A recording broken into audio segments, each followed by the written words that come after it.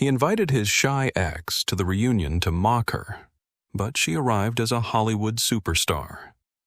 Bradley Kent wanted to laugh at the nerd he dumped. He didn't expect the whole world to be watching her.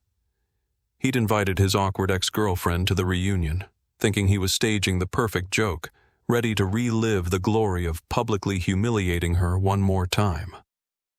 But when those gymnasium doors swung open, the shy girl he'd dumped didn't shuffle in with downcast eyes. She glided in like a queen, draped in emerald silk, cameras trailing her every move, and the world's attention locked on her presence. She turned his cruel little prank into her coronation. What Bradley didn't realize was that by inviting Vanessa Carter to witness his triumph as reunion king, he had just orchestrated his own public destruction. If you're ready to witness this epic comeback story, drop a comment with the time you're watching, and let's dive in. Now, let's get back to the story. The gymnasium turned ballroom hummed with laughter and champagne bubbles, decades-old banners swaying lazily above clusters of former classmates trading exaggerated stories and thinly veiled brags.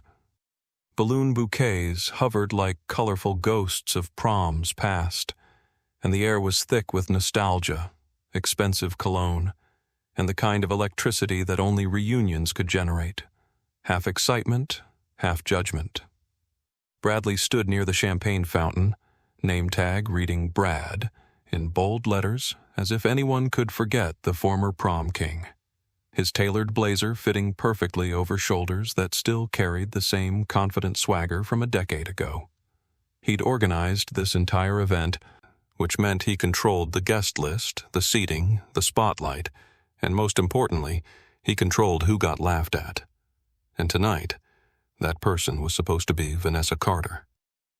Bradley's smirk widened as he remembered the invitation he'd sent weeks ago, gold embossed, deliberately formal, with her old address scrawled in cursive. He'd imagined her opening it in some cramped apartment, hands trembling the way they used to when she gave presentations. He'd pictured her debating whether to come, ultimately deciding to stay hidden like she always had. But Vanessa had surprised him. She always had been full of surprises, though back then, Bradley had been too busy performing for an audience to notice. 10 years earlier. Vanessa Carter was the kind of girl who made herself small on purpose. She sat in the back of every classroom, wore oversized sweaters that swallowed her frame, and kept her dark hair curtained around her face like a shield. Her textbooks were always open, her notes meticulous, her head perpetually down. She answered questions only when called on directly, and even then, her voice barely rose above a whisper. Teachers praised her quietly. Classmates forgot her entirely. She preferred it that way. Invisibility was safer than attention. But Bradley Kent noticed her, not because he was interested, but because his friends made a dare. It happened during lunch on a Tuesday in October senior year. Bradley and his crew occupied their usual table near the vending machines, the kind of real estate that came with social currency. Derek Coleman had just mentioned that Vanessa Carter was in his AP literature class and actually pretty smart.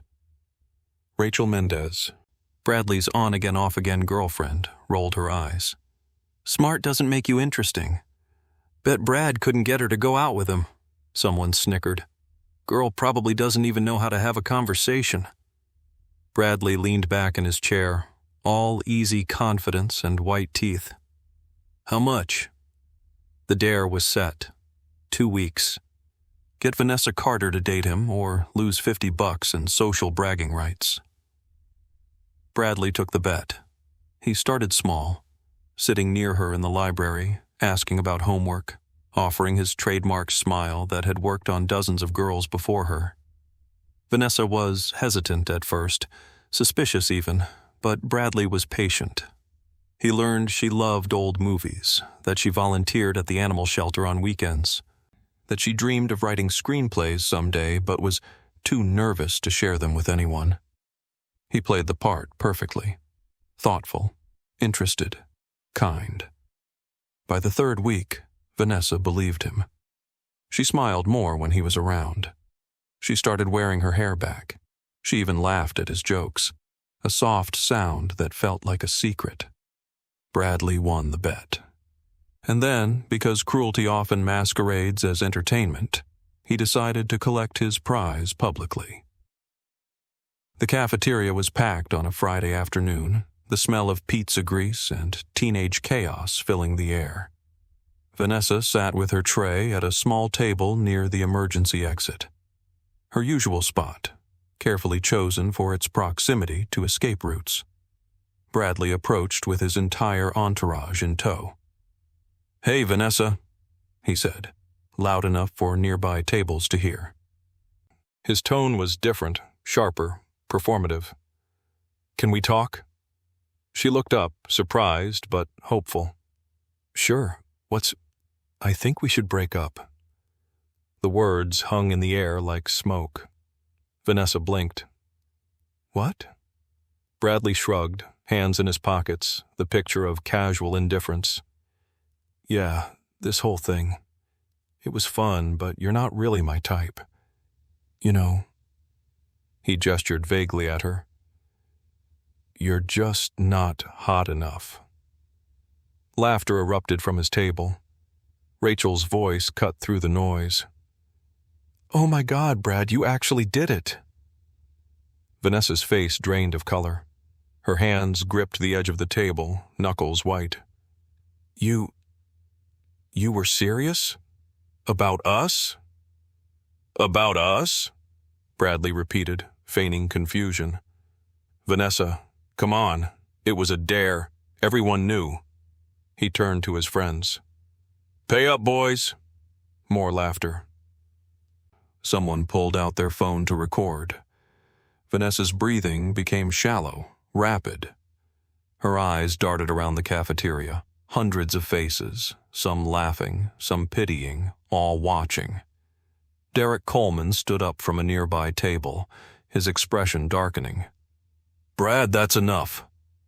But Vanessa was already moving. She grabbed her bag and fled, her footsteps echoing against the linoleum as she pushed through the double doors. Behind her, the laughter swelled like a wave. Bradley turned back to his table, grinning. "Easiest $50 I ever made." Vanessa didn't return to school for 3 days. When she did, she was quieter than ever. She stopped volunteering answers. She ate lunch in the library or skipped it entirely. She avoided eye contact with everyone, especially Bradley, whose smirk followed her down hallways like a ghost. But something else had changed too, something no one could see. Late at night, alone in her room, Vanessa stared at herself in the mirror. Her face was blotchy from crying, her eyes red-rimmed and hollow. She looked fragile, forgettable, powerless. She hated it. "Never again," she whispered to her reflection. The words were soft but absolute, a vow carved into bone. Never again. Graduation arrived on a bright June morning. The football field transformed into rows of white chairs and a temporary stage draped in school colors. Families packed the bleachers, cameras ready, voices humming with pride and nostalgia. Vanessa Carter sat 17 rows back, sandwiched between classmates whose names she'd never learned. Her cap sat crooked on her head, her gown slightly too large. When her name was called, she walked across the stage in silence. No cheers, no applause, just the polite rustle of a program being turned. She accepted her diploma with a nod and descended the stairs, already forgotten. But Bradley Kent? Bradley was the final name called, introduced as prom king, football captain, and Yale-bound scholar. The crowd erupted. Parents stood. Cameras flashed. He jogged across the stage with arms raised like a champion, soaking in every second of adoration. Vanessa watched from her seat, her face unreadable. She didn't clap. She didn't cry. She just watched and remembered. One day, she promised herself. She would stand on a stage where the whole world would watch her, and Bradley Kent would be in the audience. Hollywood wasn't the plan. Survival was. Vanessa Carter spent the summer after graduation working double shifts at a diner off Route 9, her hands perpetually smelling of coffee and grease, her feet aching in shoes held together with duct tape. Her mother had done her best, but her best meant a one-bedroom apartment with peeling wallpaper and a refrigerator that hummed too loud at night. College funds didn't exist in Vanessa's world.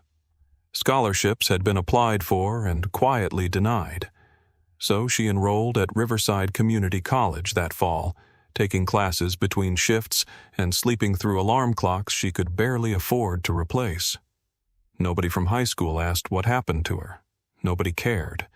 She preferred it that way, or at least that's what she told herself. The acting class was an accident.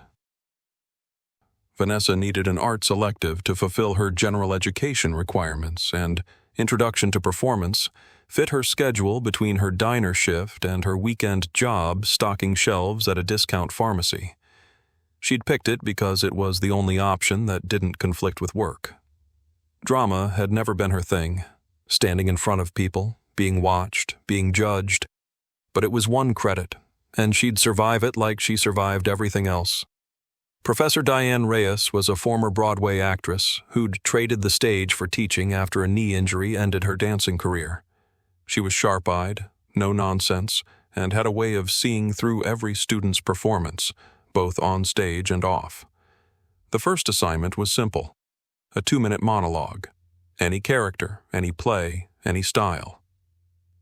Vanessa chose a scene from The Glass Menagerie, Laura Wingfield, the shy, fragile girl hiding from the world.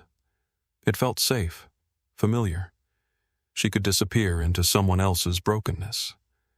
But when she stepped onto the small black box stage, something shifted. The fluorescent lights dimmed. The classroom fell silent. And Vanessa stopped thinking about Bradley Kent, about the cafeteria, about the laughter that had chased her out of high school. She stopped thinking at all. She just was. Her voice, usually so soft and uncertain, filled the room with quiet devastation. Her hands trembled, not from fear, but from the character's fear. Her eyes glistened with unshed tears that weren't hers, but felt true anyway. For 2 minutes, Vanessa Carter didn't exist. Only Laura did. When the scene ended, the room stayed silent for 3 long seconds. Then Professor Reyes leaned forward, eyes narrowed. "Do that again." Vanessa blinked. What? "Do it again. Right now." She did. And it was even better. After class, Professor Reyes caught her by the arm. "Have you ever acted before?" Vanessa shook her head, confused. "No, this is just for the credit." "Then you're wasting your time in this class." The professor pulled out a business card, scribbled an address on the back. "There's a community theater downtown. They're holding auditions for a streetcar named Desire this weekend. Go." Vanessa stared at the card. I don't care what you think," Professor Reyes interrupted, her tone firm but kind. "I care what you can do, and you, Miss Carter, can act." Vanessa didn't go to the audition that weekend, but she went the next one, and the one after that. She landed small roles at first, ensemble parts, understudies, the kind of characters who delivered 2 lines and exited stage left. But directors noticed her. She had presence, stillness, a way of making silence feel louder than screaming. Within a year, she was playing leads. Within 2, she was commuting to Los Angeles for indie film auditions, sleeping on couches, living off protein bars and hope. Rejection letters piled up like snowdrifts. Agents told her she was too quiet, not commercial enough, lacking star quality. She kept going anyway, because every time she thought about quitting, she remembered Bradley's smirk, Rachel's laugh, the entire cafeteria watching her crumble. She remembered being invisible, and she refused to disappear again. The breakthrough came at 24. A Netflix casting director saw her in a low-budget thriller that had premiered at Sundance.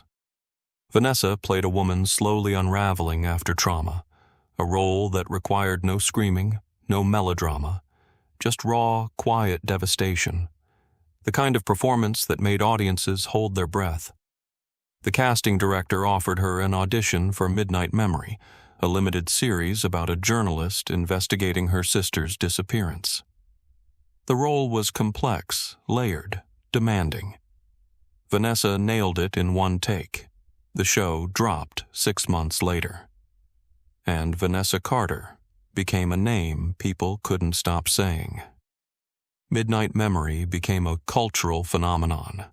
Critics called her performance haunting, unforgettable, a revelation. Her face appeared on magazine covers. Award nominations followed. Golden Globes, SAG Awards, Emmy buzz. Time named her Actress to Watch. Variety profiled her rise from community college to red carpets. She walked premieres in borrowed gowns, smiled for cameras, gave interviews where journalists asked about her overnight success. She never corrected them. Overnight sounded better than a decade of survival. But at night, alone in hotel rooms between press tours, she still dreamed about that cafeteria. She still heard the laughter. The invitation arrived on a Tuesday in October, 10 years almost to the day after Bradley Kent had shattered her in front of everyone. Vanessa's assistant brought it to her trailer on set, eyebrows raised. "Someone sent you a high school reunion invite. Should I toss it?" Vanessa took the envelope. Thick, expensive cardstock, gold embossing that screamed trying too hard. She opened it slowly. Riverside High, 10-year reunion. Celebrate a decade of memories. Organized by Bradley Kent. A handwritten note was paper-clipped to the invitation, the handwriting immediately recognizable. "Hey Vanessa, long time. Would love to see you there. Let's catch up. Brad." Vanessa read it twice.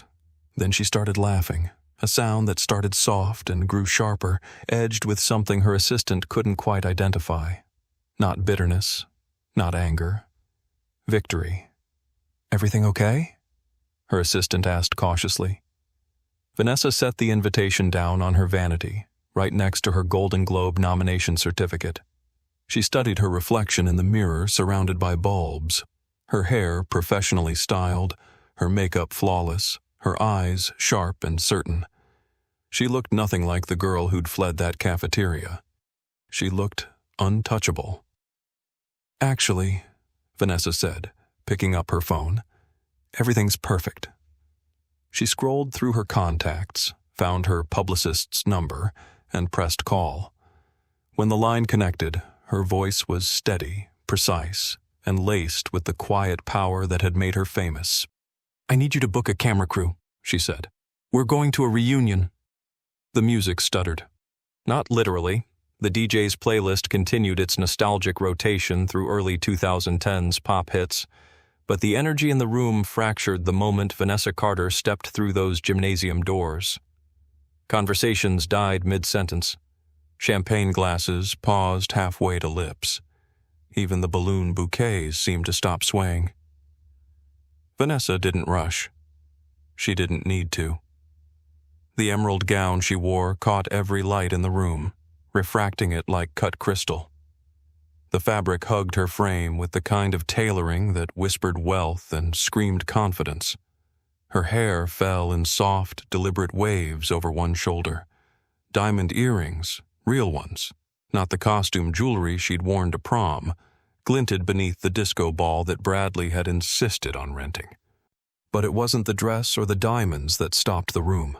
It was the cameras. A 3-person Netflix crew trailed behind her.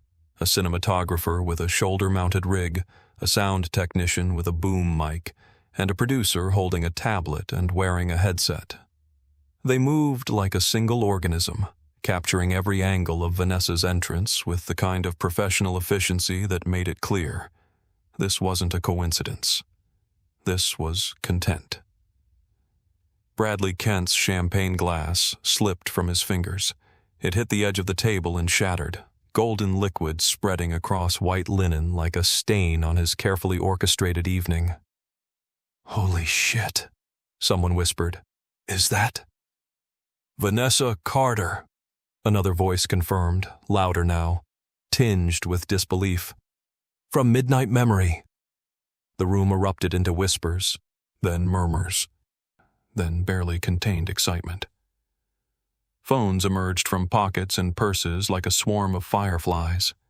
Camera flashes popped. Someone started live streaming. Bradley stood frozen, his mind struggling to reconcile the woman gliding toward him with the stammering girl he'd dated as a joke. This couldn't be her. This couldn't be. "Bradley," Vanessa said, her voice smooth as silk and twice as sharp. She stopped 3 feet away from him, close enough to make eye contact, far enough to maintain her throne. "You look exactly the same." It wasn't a compliment. Bradley's mouth opened, closed, opened again. "Vanessa. Wow. You came. You invited me," she replied, tilting her head with practiced precision. "I thought it would be rude not to show up. Especially since you went through so much trouble to organize this." Her eyes swept the decorations, the generic banners, the drugstore balloons, the Jajai DJ setup. So much trouble. The Netflix producer stepped forward slightly, adjusting the camera angle. Vanessa didn't acknowledge them, but she knew exactly where they were. She'd spent years learning how to work a room, how to control a frame. Bradley tried to recover, reaching for his old charm like a drowning man grabbing driftwood. "I didn't think, with your schedule and everything." "Oh, my schedule is very full," Vanessa agreed, her smile perfect and empty. "But when you invited me to witness your big reunion triumph, I thought, why not? After all, we have so much history together." She paused, letting the word history hang in the air like a threat. "Don't we?" Someone in the crowd snickered. Bradley's face flushed. "I was hoping we could, catch up. Water under the bridge and all that." "Water under the bridge," Vanessa repeated slowly, as if tasting each word. "Is that what we're calling it? I always thought of it more as character development." The phones multiplied. Someone's social media notification chirped. Bradley could feel his control slipping, could feel the reunion he'd orchestrated becoming her story instead of his. "Hey, Vanessa!" Rachel Mendez's voice cut through the tension like nails on a chalkboard. She materialized at Bradley's side, her smile too wide, too bright, too desperate. "Oh my God, look at you. I've been following your career. So proud of you." "Girl." Vanessa's gaze slid to Rachel with the kind of dismissive efficiency usually reserved for tabloid photographers. "Rachel." That was it. Just her name. No warmth, no recognition of the forced camaraderie. Vanessa's attention had already moved on, scanning the crowd with the casual authority of someone who knew they controlled the room. Rachel's smile faltered, then froze in place. She'd been dismissed. Publicly. The realization spread across her face like a crack in porcelain. "Vanessa?" A different voice. Gentler. Genuine. Derek Coleman approached from the side, holding 2 glasses of champagne, but looking like he'd be just as happy to set them down. His smile was soft, uncertain, but his eyes held something Vanessa remembered. Kindness, without agenda. "Derek," she said, and for the first time since entering, her expression shifted. Not quite a smile, but something warmer than the polished mask she'd been wearing. "Hi. You look..." He hesitated, then settled on. "Happy. You look happy." It was such a simple thing to say, Such a human thing. Vanessa felt something in her chest loosen, just slightly. "I am," she said quietly. Then, louder, with a glance at the cameras. "Most days." Derek handed her one of the champagne glasses. "I wanted to say, back then I should have done more. Said more. I'm sorry I didn't." Vanessa accepted the glass, their fingers brushing briefly. She remembered him now. Really remembered him. The boy who'd lent her books, who'd tried to stand up for her in the cafeteria before Bradley's laughter drowned him out.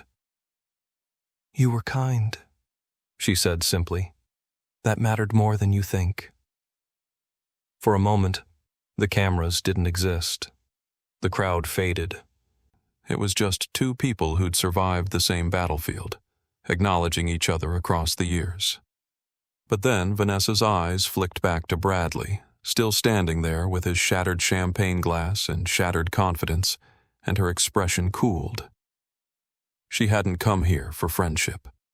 Not yet. She'd come here to reclaim something that had been taken from her 10 years ago. And the night was just beginning. "Bradley," she said, turning back to him with a smile that didn't reach her eyes. "We should definitely catch up. In fact," she glanced at her producer, who nodded. "Why don't you say a few words for the documentary? Tell everyone how we knew each other." Bradley's face went pale. The cameras rolled, and Vanessa Carter, Hollywood's rising star, waited for him to speak.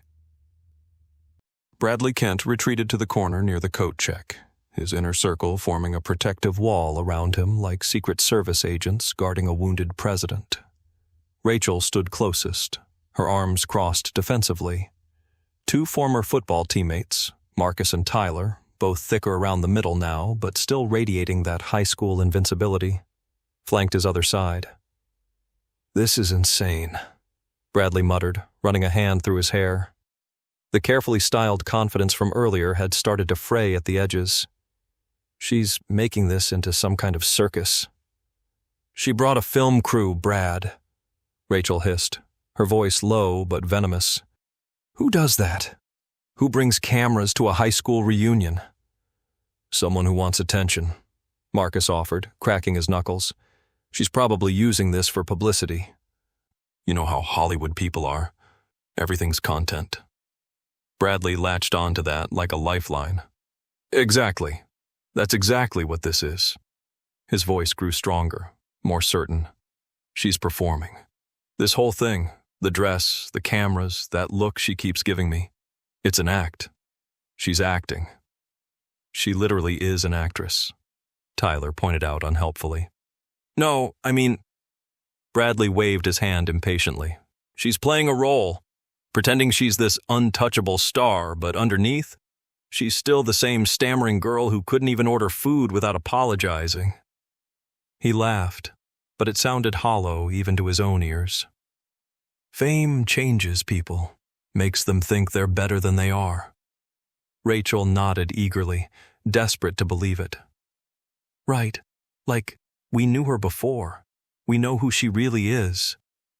Around them, the reunion continued. But the energy had shifted. Everyone was watching Vanessa now, watching her talk to Derek by the dessert table, watching the way she moved through the crowd like gravity had different rules for her. Phones stayed out. The live streams multiplied. Comment sections were already lighting up with reactions. "Is that really Vanessa Carter from Midnight Memory? OMG, she's at a regular high school reunion. This is iconic." The guy in the gray blazer looks pressed. Bradley could feel his moment slipping away. He'd organized this reunion to remind everyone of his glory days, to prove he was still the guy everyone wanted to be. But Vanessa had walked in and rewritten the entire script. "Someone needs to take control of this," he said, his jaw tight. "How?" Marcus asked. "She's got cameras and like 50,000 Instagram followers watching right now." 120,000, Rachel corrected bitterly, checking her phone. She gained 3,000 in the last 10 minutes. Bradley's mind raced. He needed to flip this. Needed to remind everyone that this was his reunion, his event. Vanessa was a guest, a surprise guest, sure, but still just a guest. An idea sparked.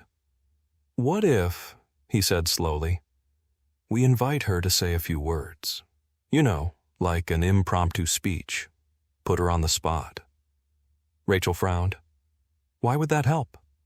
"Because she's an actress, right? She's got a script, a producer, a plan. But if we make it spontaneous, if I put her on stage in front of everyone and ask her to just talk, she'll crack." Bradley's confidence was returning now, fueled by desperation and denial. Without her cameras and her choreography, she's still that awkward girl. Trust me. "Dude," Tyler said slowly, "that sounds like a terrible idea.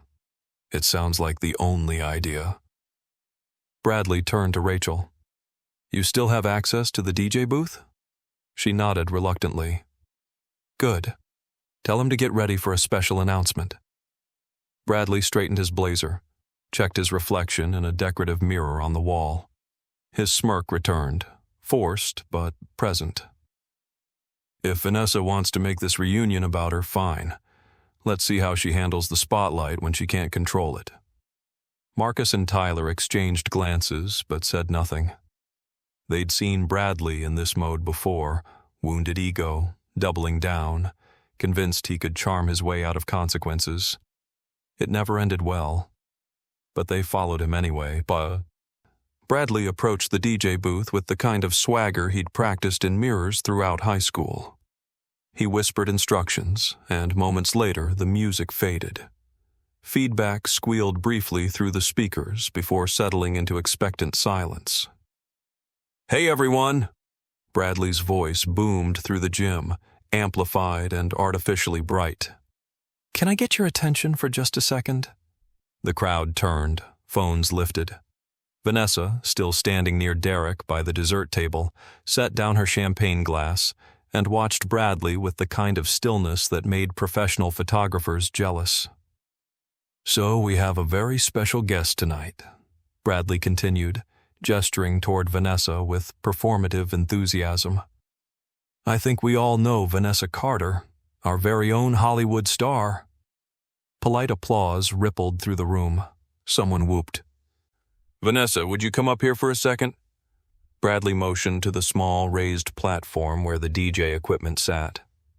"We'd love to hear a few words from you. You know, about your journey, your success." His smile sharpened. "How you got from here to there." The gymnasium went silent. Vanessa didn't move immediately. She simply looked at Bradley, her expression unreadable, while the Netflix cameras adjusted their angle to capture both of them in frame. Derek leaned in close to her. "You don't have to do this." "I know," Vanessa said softly. Then she smiled. Not the polished, professional smile she'd been wearing all night, but something else. Something that made Derek take an involuntary step back. Something victorious. "Actually," Vanessa said, her voice carrying across the gym without amplification, "I'd love to." She walked toward the platform, her heels clicking against the gymnasium floor with the steady rhythm of a countdown. The crowd parted for her. The cameras followed. Bradley stood waiting with the microphone extended, his expression confident. He thought he was handing her a microphone. He thought he was giving her a chance to stumble, to revert, to prove she was still the frightened girl he remembered. What Bradley didn't realize, what his ego wouldn't let him see, was that he wasn't holding a microphone at all. He was holding a matchstick. And Vanessa Carter had just decided to strike it. She took the mic from his hand, her fingers steady, her smile razor sharp. "Thank you, Bradley," she said sweetly. "I've been waiting 10 years to tell this story." The cameras rolled, and somewhere in the crowd, Rachel's phone buzzed with a notification.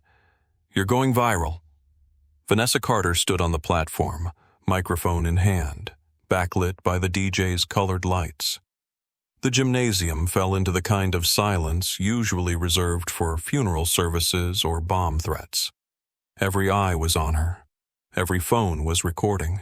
She looked radiant, comfortable, like she'd been born for stages. "Thank you all for being here tonight," she began, her voice warm and measured, carrying the practiced ease of someone who'd done countless press junkets and talk show appearances. "And thank you, Bradley, for organizing this reunion. It takes real dedication to bring people together after all these years." Bradley relaxed slightly, mistaking her grace for surrender. He'd been right. She was just going to play nice, say some Hollywood platitudes, and fade back into the crowd. Crisis averted. "I have to admit," Vanessa continued, "when I got the invitation, I wasn't sure I'd come. High school wasn't exactly my golden years." A few nervous laughs rippled through the crowd. "But then I thought about the people who made those years bearable. Mrs. Patterson." She nodded toward an older woman near the back who dabbed at her eyes. "You let me hide in your art room during lunch. You never asked why. You just let me paint." Mrs. Patterson pressed a hand to her chest, visibly moved. "Mr. Chen, you wrote me a college recommendation letter, even though I was just another quiet kid in your calculus class. You saw something in me I didn't see in myself." More faces in the crowd softened. This was the Vanessa they wanted to see. Humble, grateful, gracious in success. "And to all of you who were just neutral, who didn't join in, who didn't make it worse, who just let me exist." Vanessa's smile remained, but something shifted in her eyes. "Thank you for your indifference. It was better than the alternative." The room shifted uncomfortably. That last line had teeth. Vanessa paused, letting the silence stretch. She looked down at the microphone in her hands, then back up at the crowd. When she spoke again, her voice was quieter, more intimate. "There's something I'd like to share with you, if you'll indulge me for just a few minutes." She nodded to her producer, who was already moving toward the DJ booth. Bradley frowned, confused. What was... The lights cut out. The gymnasium plunged into darkness, punctuated only by the glow of dozens of phone screens and the emergency exit signs. There was a mechanical whir, and a projection screen descended from the ceiling behind the platform, the same screen the school used for assembly presentations and pep rally videos. Vanessa stepped to the side, still holding the microphone, now illuminated only by the soft glow of the projector. A title appeared on screen in elegant serif font, Invisible, a short film by Vanessa Carter. The Netflix logo appeared briefly beneath it. Bradley's stomach dropped. The screen flickered to life with footage that made several people in the crowd gasp in recognition. Old yearbook photos appeared first. Candid shots from the school hallways, the kind student photographers captured for the memory pages. There, in the background of a photo labeled Senior Year Spirit Week, was Vanessa, barely visible, pressed against a locker while students flowed past her like water around a stone. "This was me." Vanessa's voice came through the speakers, calm and controlled. "Invisible by choice at first, invisible by design later." More images. Vanessa eating lunch alone in the library. Vanessa sitting in the back row of every classroom photo. Vanessa at prom, a photo no one remembered being taken, standing alone by the punch bowl in a dress that looked homemade, watching couples dance. Then came the video footage. Grainy camcorder clips that someone had uploaded to early social media, forgotten relics of a crueler time. Vanessa giving a presentation in English class, her voice shaking, while someone off camera whispered loudly enough to be heard. Can she even speak? Laughter on the audio track. The crowd in the gymnasium made a collective sound of discomfort. "I was an easy target," Vanessa narrated, her live voice blending with the footage. quiet, anxious, too afraid to fight back. Another clip.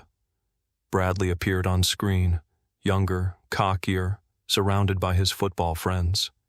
The footage was from someone's phone, shaky, but clear enough. Bradley was making a show of approaching Vanessa's locker, his friends recording and laughing. Present-day Bradley felt his blood turn to ice. "And then someone made me a joke," Vanessa said softly. The final clip played. It was the cafeteria scene. Someone had filmed the entire thing. Bradley approaching Vanessa's table, the breakup speech, the revelation of the dare. The camera captured it all. Vanessa's face crumbling in real time, the eruption of laughter, Rachel's voice cutting through, "Oh my God, Brad, you actually did it!" And worst of all, Vanessa's desperate flight from the cafeteria while the laughter followed her like a predator. The footage had been cleaned up, remastered. Every word was audible. Every face was visible. Gasps turned into shocked murmurs. Someone said, "Jesus Christ," loud enough to be heard. Phones that had been recording Vanessa now swung toward Bradley, whose face had gone from flushed to ghostly pale. Rachel, standing near the back, felt the eyes turning toward her. She backed toward the exit, her face burning with shame and fury. The screen went dark. Then, a new image appeared. Vanessa on the red carpet at the Cannes Film Festival, photographed mid-laugh, radiant and powerful under 1,000 flashbulbs. The caption read, "Cannes Film Festival, 2023. The lights came back up slowly. Vanessa stood center stage, microphone raised, her expression serene but her eyes blazing with quiet triumph. "You taught me to disappear," she said, her voice carrying to every corner of the gymnasium. "You taught me that being seen was dangerous, that taking up space was asking for punishment, that my worth was measured by how little I inconvenienced you." She paused, letting each word land like a gavel.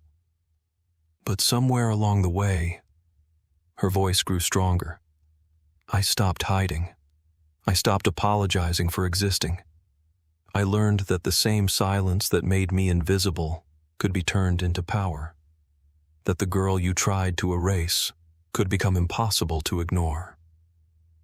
The crowd was utterly still. "You taught me to disappear," Vanessa repeated, her smile sharp and bright and absolutely devastating. "Now, I've learned to shine." The gymnasium erupted.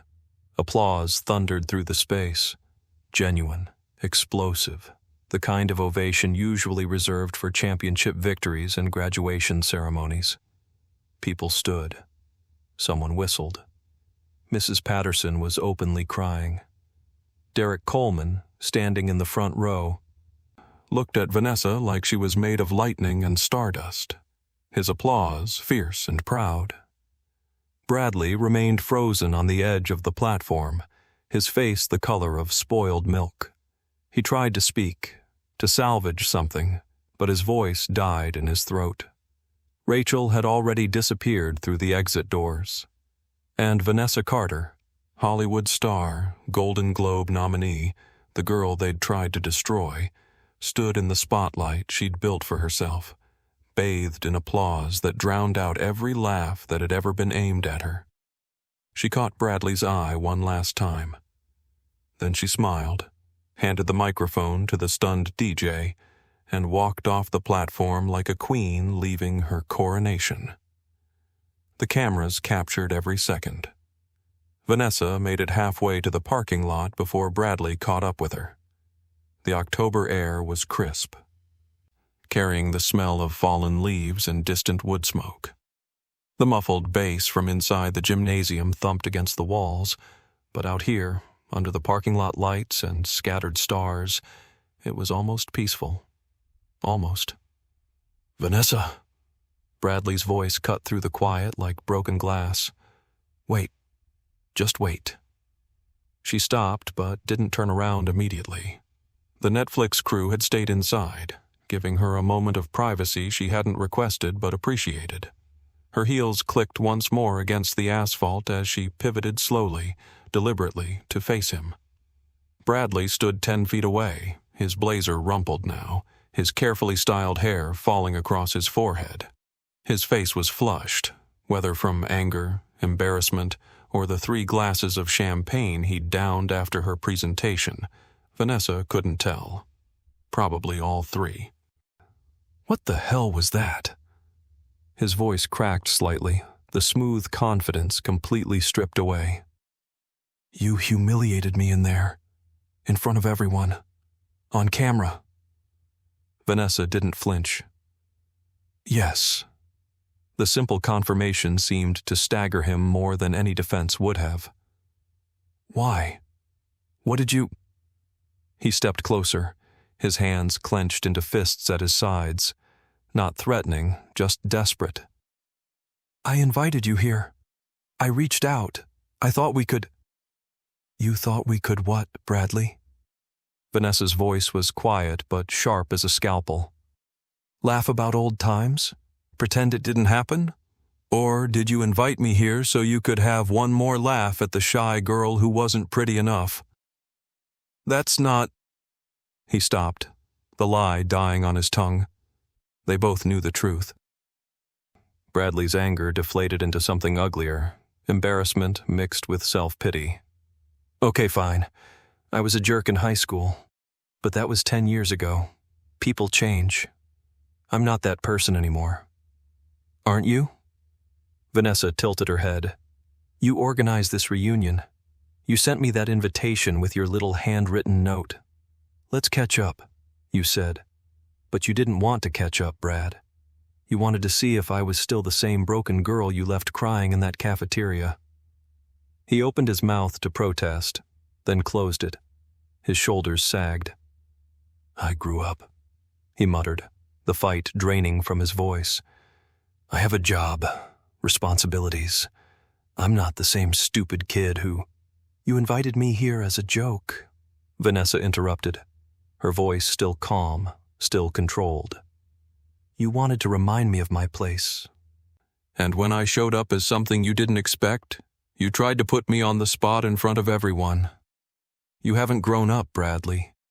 You've just gotten older. The words landed like physical blows. Bradley's face twisted, cycling through emotions too fast to name. Shame, anger, regret, defensiveness. So what? You came here for revenge? He laughed, but it was bitter, hollow. You came back to destroy me? Congratulations, Vanessa. You got your moment. You made me look like shit in front of everyone I know. Feel better now? Vanessa was quiet for a long moment, studying him. The boy who'd once seemed so powerful, so untouchable, now looked small under the parking lot lights, diminished. This wasn't about revenge, she said finally. It was about reclamation. What's the difference? Revenge is about you, Vanessa explained, her voice softer now, but no less firm. Reclamation is about me. I didn't come here to hurt you, Bradley. I came here to take back what you tried to steal from me. My voice, my story, my right to exist without your permission. Bradley stared at her, something crumbling behind his eyes. You've changed, he said, and it sounded like an accusation. Vanessa met his gaze steadily, unflinching. No, she said. I've become... The words hung in the cold October air between them, final, absolute, irrevocable. Bradley stood there for another moment, his mouth working soundlessly, searching for something to say that might undo the last hour, the last 10 years, the consequences of cruelty he'd treated as entertainment. There was nothing. He turned and walked back toward the gymnasium, his shoulders hunched, his confident stride reduced to an exhausted shuffle. He looked like a man leaving a funeral. In a way he was. The version of himself he'd been clinging to, popular, powerful, untouchable, had just been buried under the weight of documented truth. Vanessa watched him go, feeling something she hadn't expected.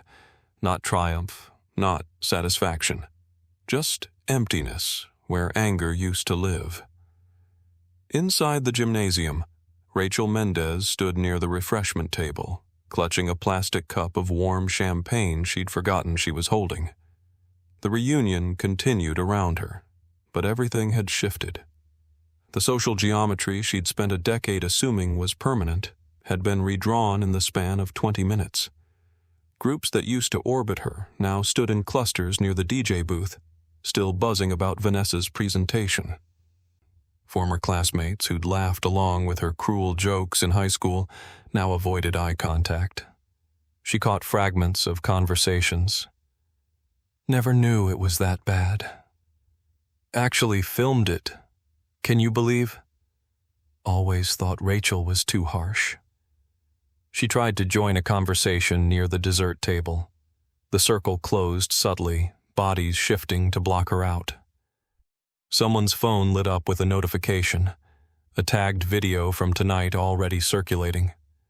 Rachel left her champagne on the table and slipped toward the exit, her face burning. The era of schoolyard royalty was over, and she'd just realized she had no kingdom to return to.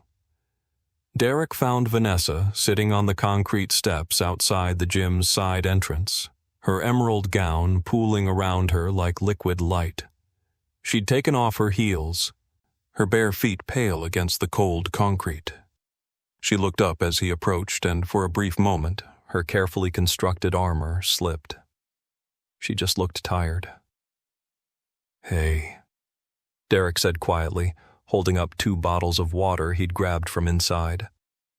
"Thought you might need this more than champagne."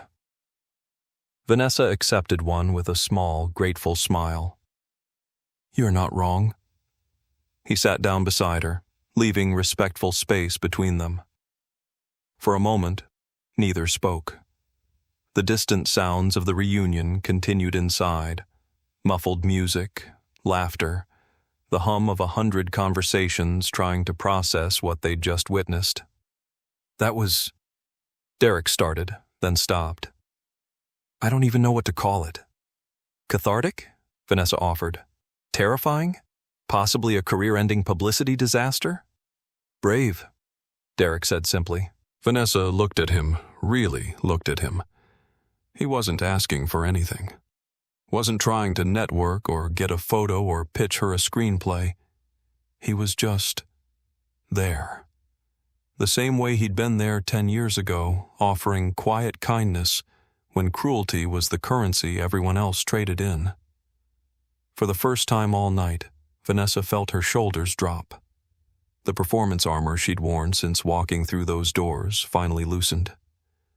"Thank you," she said softly. "For then, and for now." Derek smiled. "You never needed saving, Vanessa. You just needed people to stop standing in your way." They sat together in comfortable silence, drinking water under the stars. And for the first time in 10 years, Vanessa Carter felt like she could finally breathe. The reunion wound down around 11.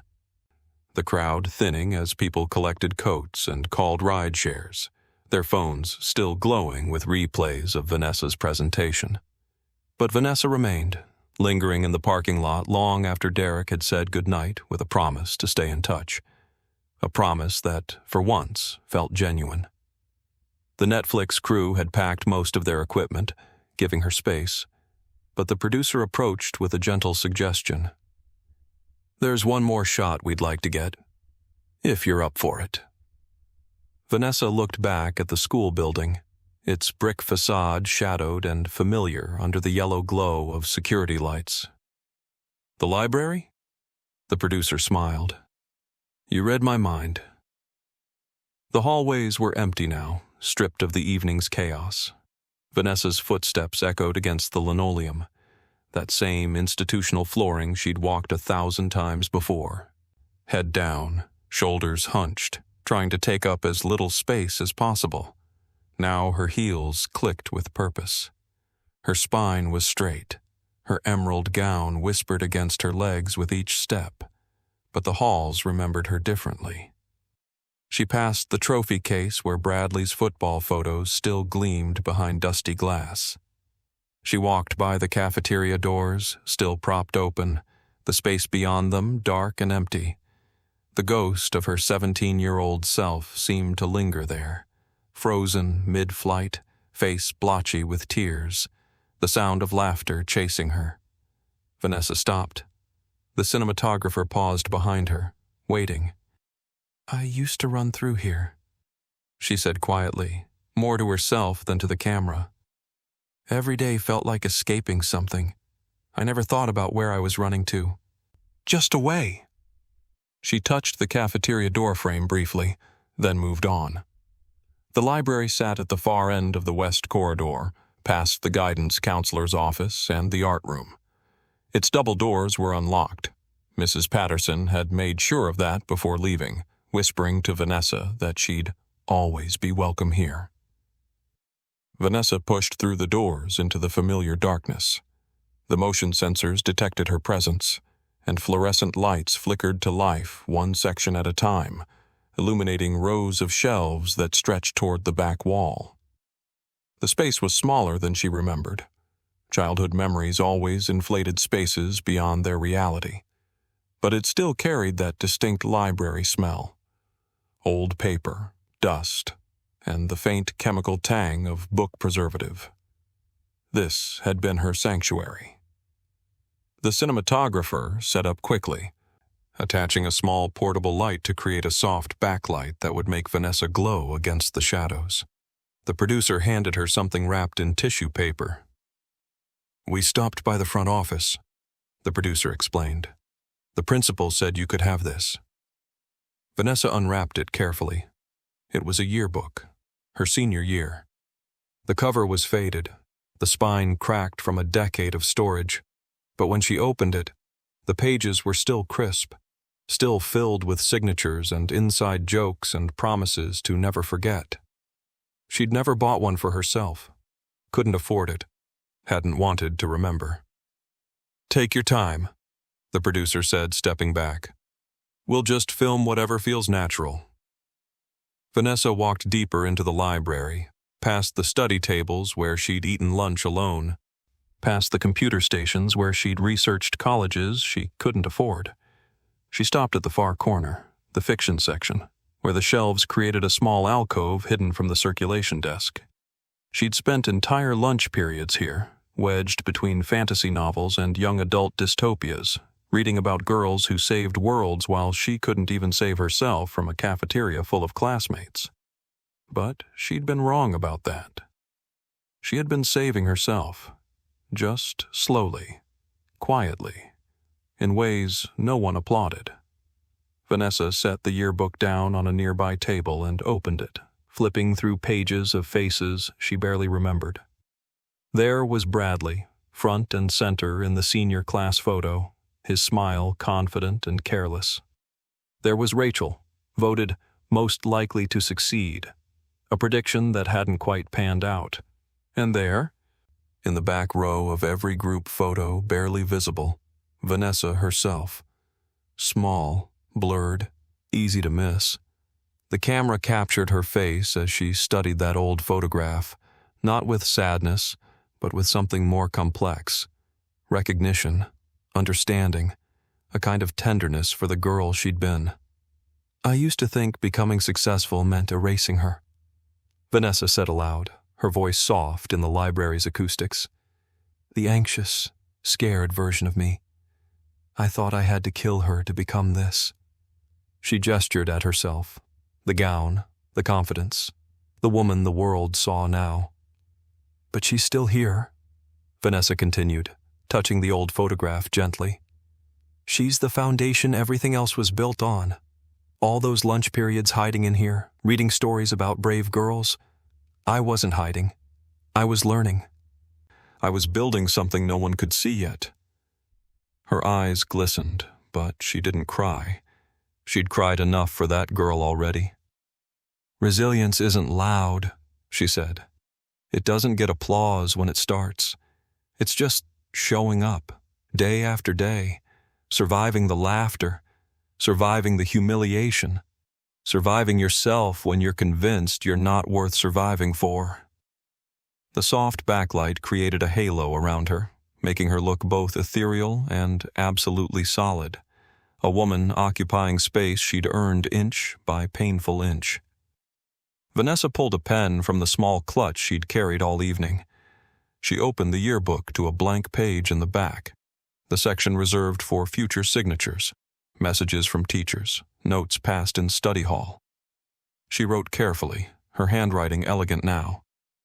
Practiced from years of signing autographs, to the next girl they overlook, the one sitting alone in the library right now, convinced she's invisible. You're not invisible. You're building something they can't see yet. Don't wait for their permission to exist. Don't wait for their approval to shine. The world won't give you a spotlight. Take it anyway. You're stronger than their laughter, braver than their cruelty, more powerful than they'll ever understand. Don't wait to be seen. Shine anyway. Vanessa Carter, Class of 2015. She closed the yearbook and placed it on the shelf at eye level, spine out, where the next lost girl would find it. The camera captured the final shot. Vanessa Carter, Hollywood star, standing tall in the place where she'd once made herself small. The same shelves, the same shadows, but everything transformed. Not by revenge, by becoming. She turned off the library lights on her way out, leaving only the emergency exit signs glowing in the darkness.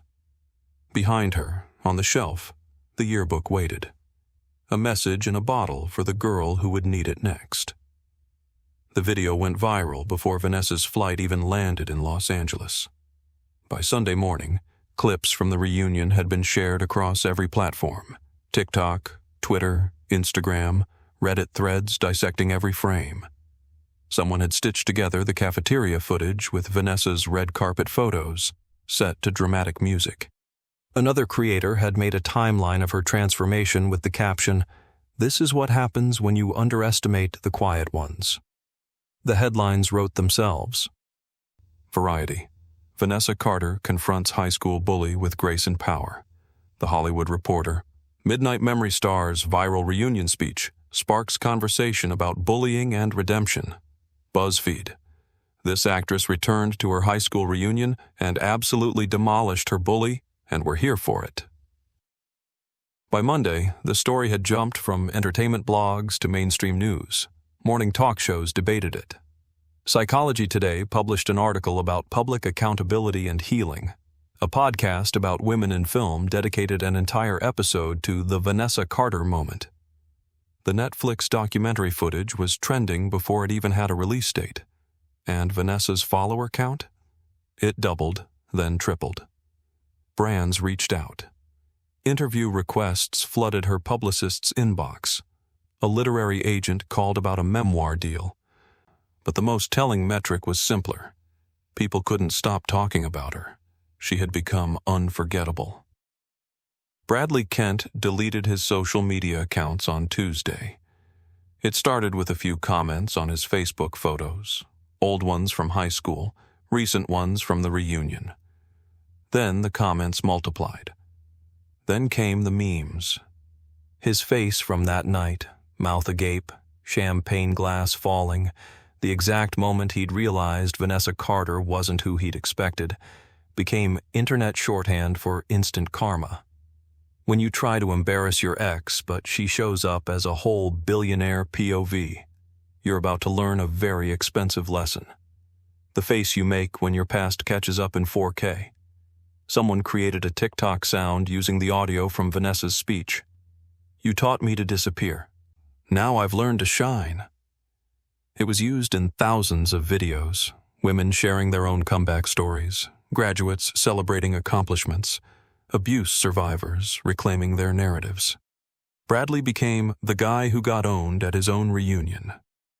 His LinkedIn remained active, but his reunion organizer achievement disappeared from his profile. His company received emails asking if they stood behind employees who bullied women. He didn't get fired. His mediocre sales record did that 3 months later, but the scrutiny didn't help. He moved to a different city by spring, started over, told new friends he'd gone to school out of state. Some people get second chances. Some just get footnotes in other people's triumph stories. Bradley had become the latter. Rachel Mendez spent Tuesday afternoon systematically deleting her reunion photos. The selfie she'd posted Saturday morning with the caption, "Reunion ready, still got it," disappeared.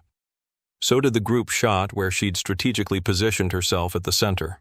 The Instagram story showing off her dress, her makeup, her glow-up, gone. But the internet remembered. Screenshots lived forever. Someone had already compiled a thread of Rachel's old Facebook posts. Casual cruelties disguised as jokes, status updates mocking classmates, tagged photos from high school where she stood next to Bradley, laughing at someone off camera. Rachel's comments sections filled with people who suddenly remembered her differently. She set her accounts to private, changed her profile picture to a generic sunset, stopped posting entirely. In the grocery store, a former classmate recognized her and whispered something to her companion. Rachel heard the words documentary and cafeteria scene and left her half-full cart in the aisle. She'd spent a decade believing her high school crown still meant something. The reunion had proven it was made of paper all along. Vanessa returned to set on Thursday. The soundstage for her new film, a psychological thriller about a woman reclaiming her identity after trauma, felt different somehow. Or maybe she felt different. Lighter, freer. Like she'd set down luggage she'd been carrying for a decade. Her co-stars greeted her with a standing ovation when she arrived. The director hugged her. "Saw the video," he said simply. "That took guts." "It took time," Vanessa corrected gently. "The guts were always there." Between takes, she checked her phone. Texts from her publicist about interview requests. Messages from former classmates, genuine ones this time, apologizing, congratulating, sharing their own stories. An email from Mrs. Patterson with the subject line, "Proud of you." And one text from Derek Coleman. "Coffee next time you're in town? No cameras, just us." Vanessa smiled and typed back, "I'd like that." It wasn't a grand, romantic gesture, wasn't a fairy tale ending. Just two people who'd survived the same battlefield, finding their way back to each other with clearer eyes and kinder hearts. Maybe it would become something more. Maybe it would stay a warm friendship built on mutual respect and shared history. Either way, it felt real. And after a decade of performing survival, real was exactly what Vanessa wanted. The call for her scene came over the speaker system. Vanessa set down her phone, checked her appearance in the mirror, and stepped onto the soundstage. The lights were bright, professionally bright, the kind that required marks on the floor and precision blocking. But Vanessa didn't flinch. She found her mark effortlessly, shoulders back, chin up, owning every inch of space her body occupied. "Action!" the director called, and Vanessa Carter became someone else entirely, slipping into character with the ease of someone who'd learned to wear different skins as armor, then discovered she didn't need armor anymore. Between takes, waiting for the camera to reset, she caught her reflection in a monitor. The same face that had stared back at her from that high school library, from countless casting office mirrors, from hotel rooms during press tours. But different now. Settled. Sure. She thought about Bradley, probably deleting another app right now, trying to outrun his own footage. She thought about Rachel, hiding behind privacy settings and sunsets. She thought about that girl in the cafeteria, the one who'd run away crying while everyone laughed. And Vanessa realized something that made her smile, genuine and free. She hadn't come back to the reunion for revenge. She hadn't even come back for closure. She'd come back to prove, to herself more than anyone, that the girl they'd tried to erase had become impossible to forget. Not through cruelty, not through bitterness, but through the simple, radical act of refusing to disappear. "Ready when you are, Vanessa," the director said. She took a breath, found her light, and stepped forward. The cameras rolled. The world watched. And Vanessa Carter, once invisible, now incandescent, shone. Not because someone finally gave her permission, but because she'd learned to give it to herself. The end. Thank you for watching this story to the end. If you enjoyed this story, you will surely love the next one. It's as crazier and more intriguing as you can ever imagine. So do check it out. Click on the image showing on your screen right now to watch the next one. Don't forget to subscribe, and I'll see you in the next one. Bye for now.